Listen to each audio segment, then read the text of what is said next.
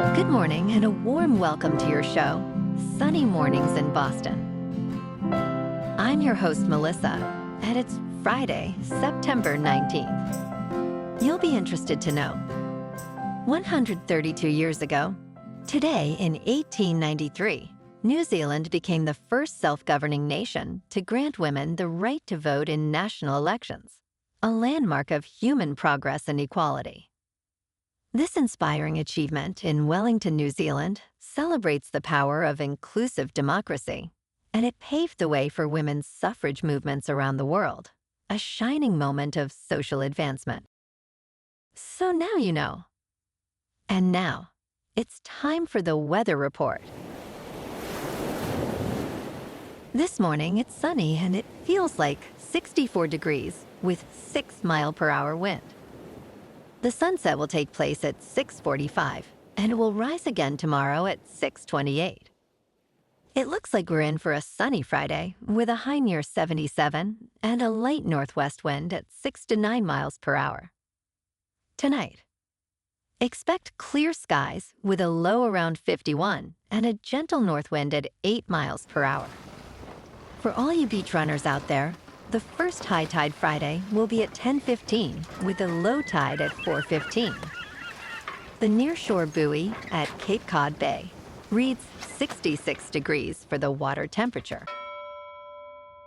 Looking ahead in the weather, Saturday will be sunny with highs near 67 and light northeast winds around 6 miles per hour, becoming mostly clear and cool overnight near 48 with light south winds. Sunday stays sunny and a touch warmer near 69 with light north winds. Then Monday climbs to around 75 under sunny skies with southwest breezes near 8 miles per hour and lows Monday night near 59. Tuesday turns even warmer with mostly sunny skies and highs near 83. Then a slight chance of evening rain showers Tuesday night with lows near 63. Bonjour, food enthusiasts. This podcast is brought to you by Versailles Cafe and Pastries in Encinitas. Nestled on El Camino Real South, just north of Encinitas Boulevard, this cafe is a haven for culinary delights. Indulge in their amazing Eggs Benedict or their gluten-free crepes. You can grab a panini for lunch or just breeze on through to get your morning coffee. They are open every day from 8 to 5. So stop on by and don't forget to tell them Sunny Morning sent you. In local news, in a bid to enhance public safety, Boston City Councilor Ed Flynn has proposed an ordinance to ban the use of mopeds and electric bicycles for third-party food delivery in the city. Flynn's office reported nearly daily incidents of reckless driving, including speeding over 20 miles per hour, riding on sidewalks, and ignoring stop signs and red lights. Residents expressed fears, stating, "It gets really scary when navigating the streets with delivery vehicles in the mix." Flynn emphasizes the pressing need for action, as pedestrian safety has long been a significant concern in Boston.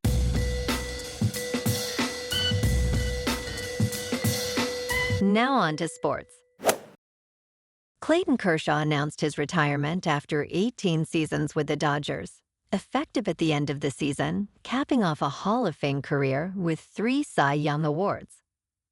The 37-year-old left-hander is scheduled to take the mound Friday night at Dodger Stadium, potentially for the final time. Kershaw, a dominant pitcher, has more than 3,000 strikeouts and 2 World Series titles. Dodgers owner Mark Walter congratulated Kershaw on his career, stating it would lead to his induction into the Baseball Hall of Fame.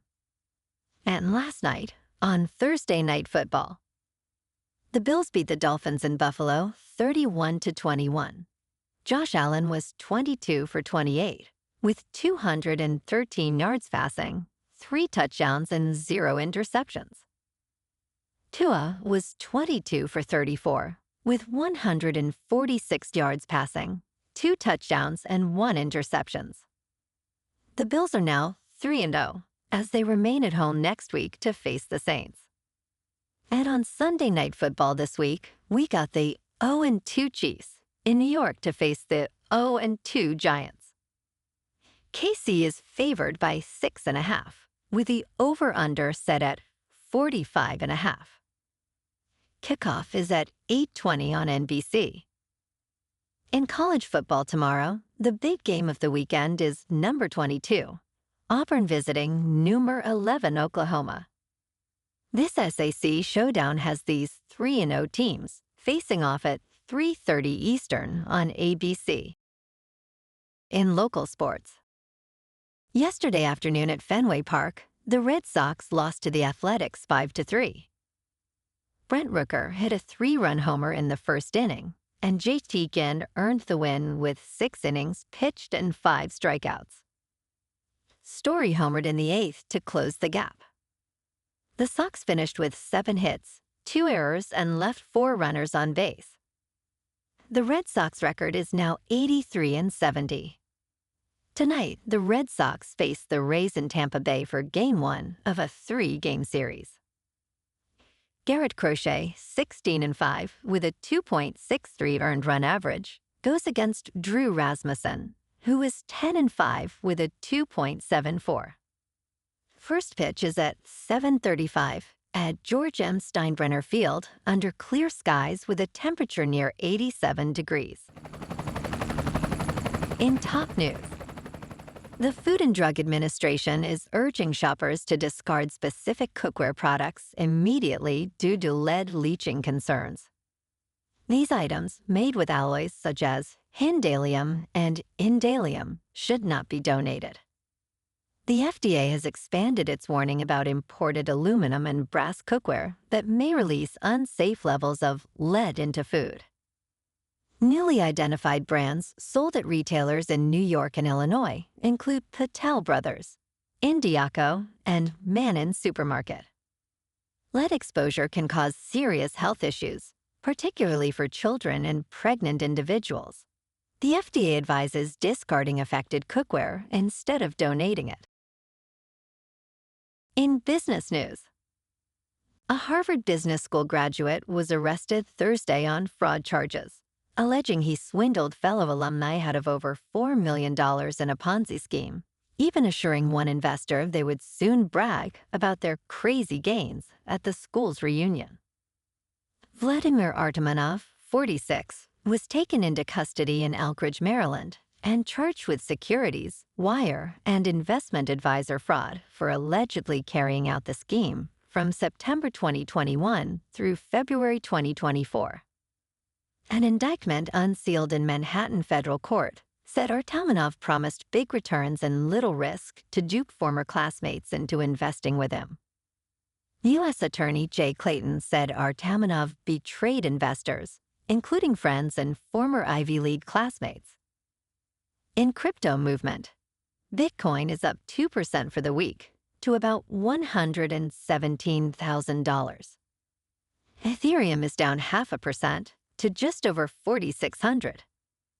And XRP is up 0.5% to $3.08. Moving on to a more local vibe.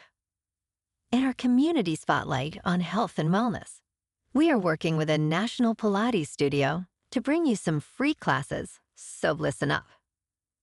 Check out Club Pilates, with several locations in the Boston area. Pilates presents a comprehensive wellness approach, cultivating strength, reducing tension, and elevating mental well-being. Scientific research affirms its benefits. So now you can check out Club Pilates for a free class. With locations in Canton, Wellesley, Hingham, Brookline, and Framingham, just be sure to tell them Sunny Morning sent you by. And now, back to the show. Let's talk tech. Big tech's artificial intelligence capital expenditures are soaring, raising concerns that companies may be overbuilding infrastructure before it can be monetized. One expert describes this trend as a risky gamble. Oracle Corporation's reported $300 billion deal with OpenAI is being scrutinized as a sign of robust spending or an overreach in the artificial intelligence sector. Professor Benjamin Lee warns that this overinvestment may lead to long-term challenges if demand for AI workloads diminishes. Despite this, the demand for data centers is currently booming, with industry leaders expressing confidence in future utilization. And in entertainment news, the new sequel, Spinal Tap 2, The End Continues, comes at a time when musicians rarely reveal their unvarnished lives on film. Rob Reiner, the director, reflects on how the original This Is Spinal Tap rankled some bands upon its release in 1984. Tyler Wilson notes that the mockumentary taught artists to avoid hubris, a central theme in the film. The sequel aims to capture the reality of being a rock star, showcasing the struggles of aging band members. While music documentaries increase in number, they tend to favor mythology over truth-telling, according to producer Aaron Sachs. Well, alrighty folks, it's time for the quote of the day. And today, our quote comes from the American author and women's rights activist, Margaret Fuller. And she said, "If you have knowledge, let others light their candles in it." And that's a wrap for this morning.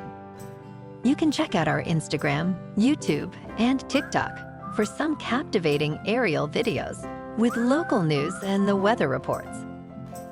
Have an amazing day, my good friends. We'll see you tomorrow with another episode of Sunny Mornings in Boston.